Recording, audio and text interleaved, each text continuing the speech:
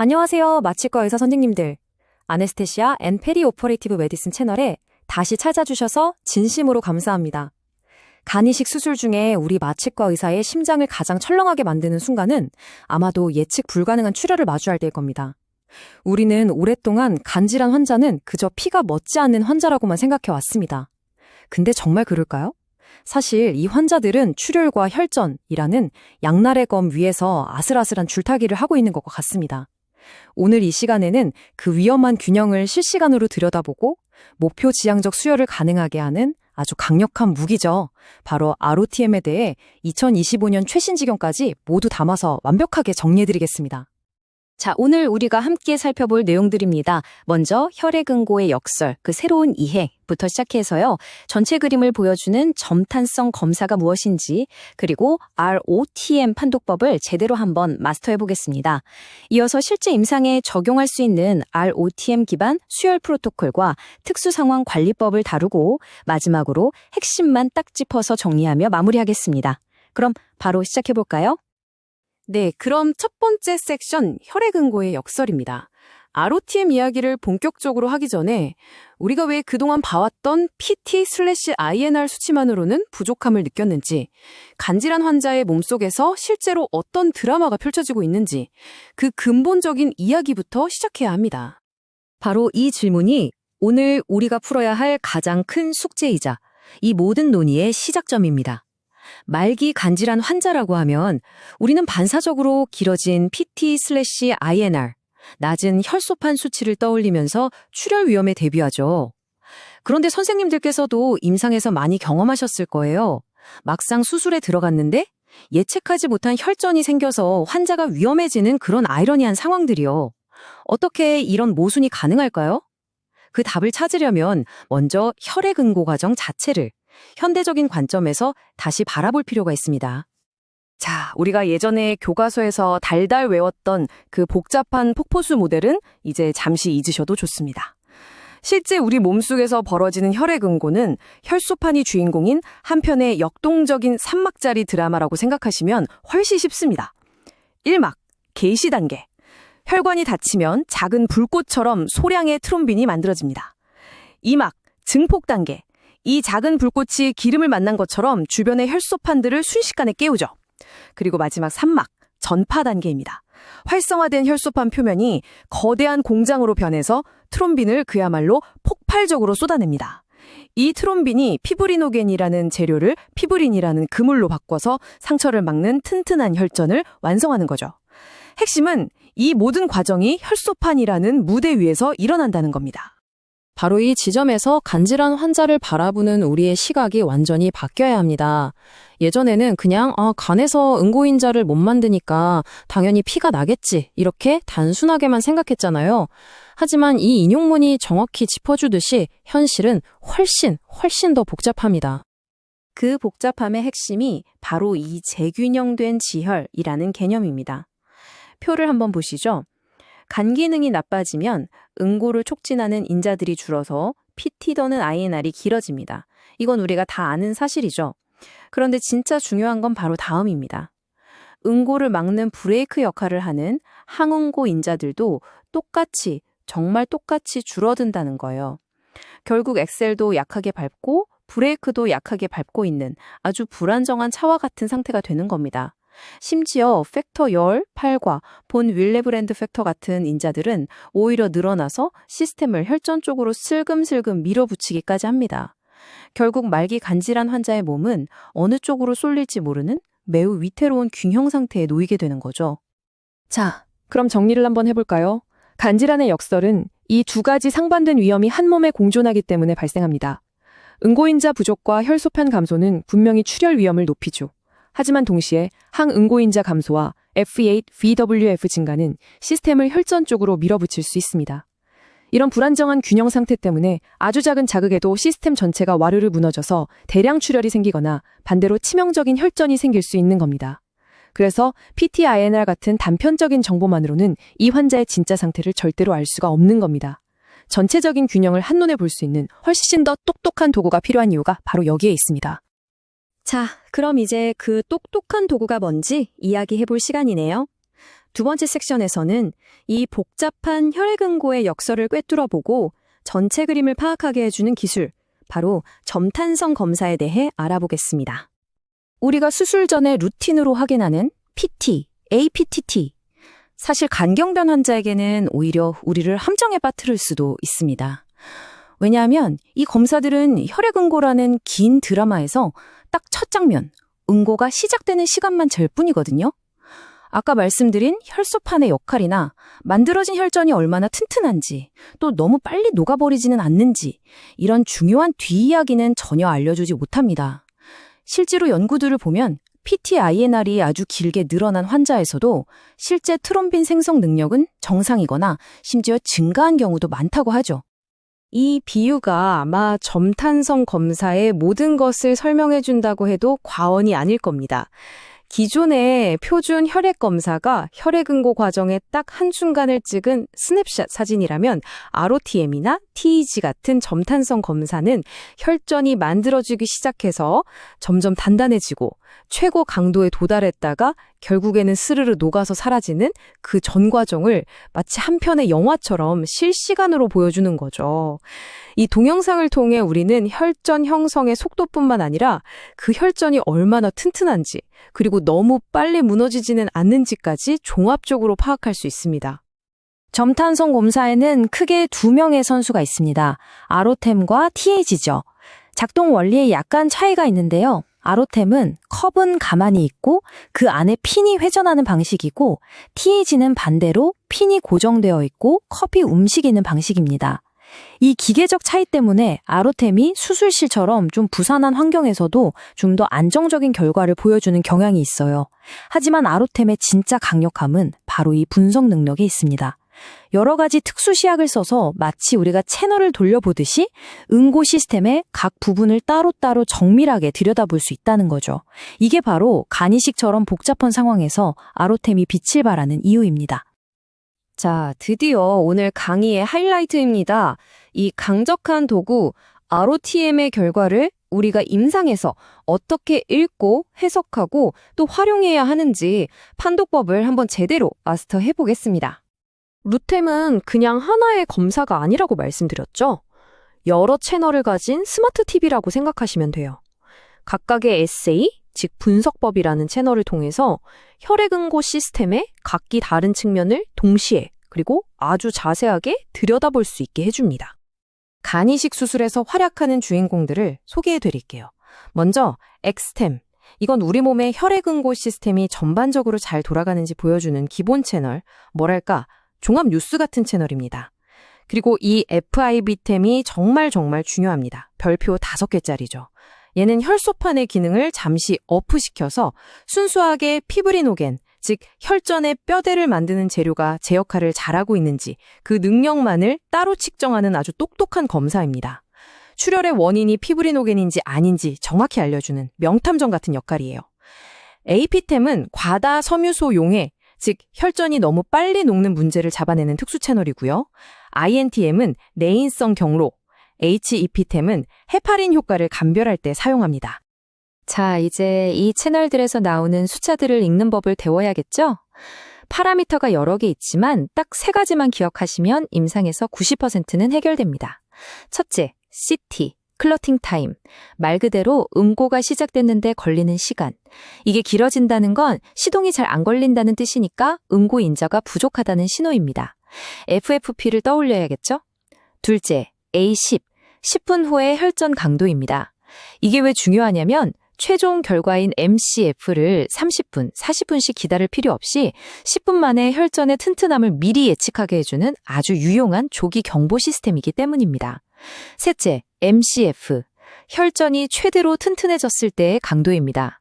이건 혈소판과 피브리노겐, 이 두 선수의 합작품이라고 생각하시면 됩니다. 이제 이 3가지 파라미터와 여러 채널의 결과를 조합하면 마치 퍼즐을 맞추는 것처럼 출혈의 원인을 정확히 찾아낼 수 있습니다. 한번 해볼까요? EXTM CT가 길어졌다. 시동이 늦게 걸리네요. 이건 뭐다? 응고인자 부족이다. FFP를 준비해야 합니다. 자, 이번엔 MCF가 낮아요. 혈전이 약하다는 거죠? 그럼 우리 머릿속에선 바로 질문이 떠올라야 합니다. 이게 혈소판 문제야? 피브리노겐 문제야? 바로 이때 우리의 명탐정 FIBTM이 등판합니다. FIBTM의 A10, MCF가 낮다. 범인은 피브리노겐입니다. 크라이오를 줘야겠죠. 반대로 FIBTM은 멀쩡한데 EXTM의 A10, MCF만 낮다. 그건 뼈대는 튼튼한데 시멘트, 즉 혈소판에 문제가 있다는 강력한 증거입니다. 이때는 혈소판 수혈을 생각해야죠. 어떠세요? 정말 논리적이지 않나요? 자, 이렇게 원인을 진단했으면 이제 치료를 해야겠죠. 이론을 실제 임상에 적용해 보겠습니다. 네 번째 섹션에서는 이 ROTM 판독 결과를 어떻게 목표 지향적 치료, 즉 수혈로 연결하는지 구체적인 프로토콜에 대해 알아보겠습니다. 효과적인 모니터링을 위해서는 언제 검사하느냐가 정말 중요합니다. 이 타임라인은 간이식 수술이라는 긴 여정에서 혈액 응고 시스템이 급격하게 요동치는 가장 중요한 변곡점들을 보여주는 지도와 같습니다. 특히 무광기와 가장 큰 폭풍우가 몰아치는 재관류 직전과 직후, 이때 집중적으로 검사해서 변화의 파도를 놓치지 않고 신속하게 대응하는 게 핵심입니다. 그런데 잠깐, ROTM 결과가 이상하다고 해서 무조건 수혈 버튼부터 누르면 절대 안 됩니다. 그 전에 반드시 확인해야 할 선결 조건들이 있습니다. 환자가 춥고 피가 산성이고 칼슘이 부족한 상태라면 이건 마치 꽁꽁 얼어붙은 땅에 씨앗을 뿌리는 것과 같아요. 아무리 좋은 혈액제제를 줘도 제대로 싹을 틔울 수가 없습니다. 체온, pH, 칼슘, 이 세 가지를 먼저 교정하는 게 우선입니다. 그리고 물론 지금 피가 나는 게 정말 응고 문제인지 아니면 외과적으로 빨리 꿰매야 하는 문제인지 확인하는 게 가장 기본이겠죠. 이 네 가지가 해결되지 않은 수혈은 글자 그대로 밑빠진 독에 물 붓기입니다. 자, 선결 조건이 모두 충족되었다면 이제 드디어 우리가 기다리던 ROTM 기반 수혈 알고리즘을 적용할 시간입니다. 규칙은 아주 간단하고 명확합니다.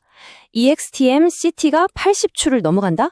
응고인자 부족이니까 FP를, FIBTM ACB 9mm보다 낮다? 혈전 뼈대가 약하니까 크라이오를, FIBTM은 괜찮은데 EXTM AC만 30mm 미만이다? 시멘트가 부족하니까 혈소판을, 마지막으로 과다 섬유소용해가 확인되면 항섬유소용해제를. 딱 떨어지죠? 물론 여기 보여드리는 이 숫자들은 하나의 예시일 뿐입니다. 각 병원의 환자 특성에 맞게 우리 병원만의 기준을 만들어가는 과정이 정말 중요하다는 점 꼭 기억해 주세요. 7전은 조금 더 복잡할 수 있죠. 이 표는 여러 문제가 복합적으로 나타났을 때 어떻게 접근해야 하는지 보여주는 조금 더 상세한 작전 지도입니다. 예를 들어 CT도 길고 A10도 낮고 FIBTM A10까지 낮다면 이건 엔진, 뼈대, 시멘트가 다 문제인 총체적 난국이죠. 이럴 땐 FFP, 크라이오, 혈소판을 모두 투입하는 전방위적인 접근이 필요합니다. 반면에 A10과 FIBTM A10만 같이 낮다면 뼈대와 시멘트가 문제인 거니까 일단 뼈대인 피브리노겐을 먼저 튼튼하게 보충해주고 그 다음에 시멘트, 즉 혈소판을 보충할지 다시 평가하는 게 더 논리적인 순서일 수 있습니다. 이처럼 ROTM은 우리에게 단순히 뭘 줄지를 넘어 무엇부터 줄지 치료의 우선순위까지 정해주는 아주 현명한 조언자 역할을 합니다. 자, 다음으로 넘어가서 간이식 수술 중에 우리 마취과 의사의 심장을 가장 쫄깃하게 만드는 두 가지 위급 상황이죠. 바로 과다 섬유소용해와 과응고 상태입니다. 이 두 가지는 ROTM이라는 눈이 없으면 사실상 진단도 관리도 거의 불가능하다고 봐야 합니다. 과다 섬유소용해는 말 그대로 힘들게 만든 혈전이라는 댐이 플라스민이라는 홍수에 의해 너무 빨리 무너져 내리는 상태입니다. ROTM에서 아주 특징적인 모양을 보여요. EXTM 그래프를 보면 처음에는 혈전이 잘 만들어지는 것처럼 쭉 올라가다가 최고점을 찍고는 갑자기 와르르 무너지듯 그래프 폭이 뾰족하게 줄어드는 모습을 보입니다. 마치 깎아놓은 다이아몬드처럼요. 이때 우리의 해결사 APTM 검사를 같이 보면 섬유소용해가 억제됐으니까 댐이 무너지지 않고 튼튼하게 유지되는 정상 그래프를 보이죠. 이 두 그래프의 극명한 차이, 이게 바로 과다섬유소용해를 확진하는 결정적인 증거가 됩니다. 진단이 내려졌다면 치료는 명확합니다. 댐이 무너지는 걸 막아주는 항섬유소 용해제, 즉 트레넥세믹 애시드를 투여하는 거죠. 그런데 여기서 정말 중요한 경고 메시지가 있습니다. 절대로 예방적으로나 의심만으로 이 약을 쓰면 안 된다는 겁니다. 불필요한 항섬유소 용해제 투여는 오히려 반대쪽 극단인 과응고 상태를 유발해서 간 동맥혈전증 같은 끔찍한 합병증을 일으킬 수 있습니다. 반드시 ROTM으로 확진된 경우에만 치료 목적으로 사용해야 합니다. 자, 이번엔 정반대의 상황입니다. 과응고 상쾌. 피가 너무 끈적끈적해지는 거죠. 이건 재관료 직후에 특히 잘 생기고 심장 안에 핏덩어리가 생기거나 폐색전증을 유발하는 아주 위험한 상태입니다. ROTM에서는 모든 수치가 과하다는 신호를 보냅니다. CT는 극도로 짧아지고 A10과 MCF는 비정상적으로 치솟죠. 그래프 모양이 거의 수직으로 아주 빠르게 그리고 아주 굵게 그려집니다. 이건 우리 혈액이 지금 당장이라도 굳어버릴 수 있는 시한폭탄 같은 상태라는 강력한 경고등입니다. 로템에서 이 경고등이 켜지면 우리는 즉시 비상 프로토콜에 돌입해야 합니다. 첫째, 혈액응고를 촉진하는 FFP, 크라이오, 혈수판. 지금 들어가고 있는 게 있다면 당장 스톱. 둘째, 혹시라도 쓰고 있던 항섬유소 용해제가 있다면 이것도 당연히 스톱. 셋째, TA로 심장 안을 빨리 들여다봐서 혈전이 있는지 확인하고 만약 혈전이 보이는데 수술 필드 출혈이 없다면 이 위험한 상황을 되돌리기 위해 소량의 헤파린을 아주 신중하게 투여하는 것을 고려해야 합니다. 이 상태를 그냥 지켜보는 건 정말 위험합니다. 자, 어느덧 마지막 섹션에 도착했습니다. 오늘 우리가 함께 공부한 이 모든 내용을 머릿속에 확실하게 정리하고 내일 임상에서 바로 써먹을 수 있도록 핵심만 다시 한번 짚어보는 시간을 갖겠습니다. 오늘 논의의 핵심 포인트들을 다시 한번 짚어보겠습니다. 첫째, 말기 간질환 환자는 그냥 출혈 환자가 아니다. 출혈과 혈전이라는 양날의 검 위를 걷는 죄균형된 지혈 상태라는 것. 이 패러다임의 전환을 꼭 기억해 주십시오. 둘째, ROTM은 이 복잡한 균형을 실시간 동영상으로 보여주는 우리의 눈과 귀가 되어주는 최고의 파트너입니다. 셋째, ROTM 기반의 목표 지향적 수혈은 우리의 감이나 경험에 의존하는 것보다 훨씬 안전하고 효과적이라는 것. 넷째, 하지만 ROTM은 만능이 아닙니다. 이 숫자는 강력한 참고자료일 뿐, 최종 결정은 항상 수술 필드를 직접 보고 있는 우리 의사의 임상적 판단과 함께 내려져야 한다는 것. 마지막으로 우리는 항상 출혈뿐만 아니라 과다 섬유소 용해와 과응고라는 양극단의 응급 상황에 모두 대비하고 있어야 한다는 것. 이 표는 수술실에서 정신없이 바쁠 때 주머니 속에서 꺼내볼 수 있는 퀵 레퍼런스 가이드라고 생각하시면 됩니다. 엑스템CT 길면 FFP, FIB템 A10 낮으면 크라이오, 엑스템 A10만 낮으면 혈소판. 아주 간단하죠?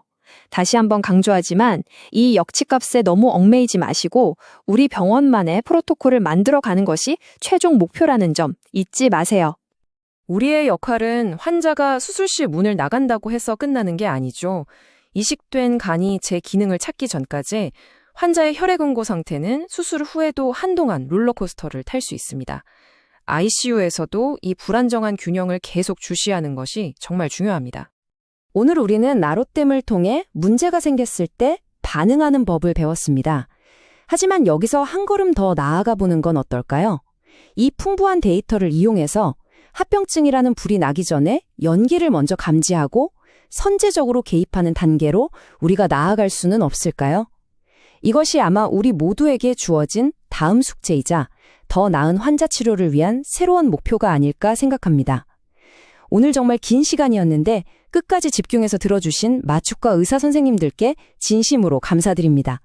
오늘 내용이 선생님들의 내일 진료에 조금이나마 든든한 무기가 되기를 바랍니다. 감사합니다.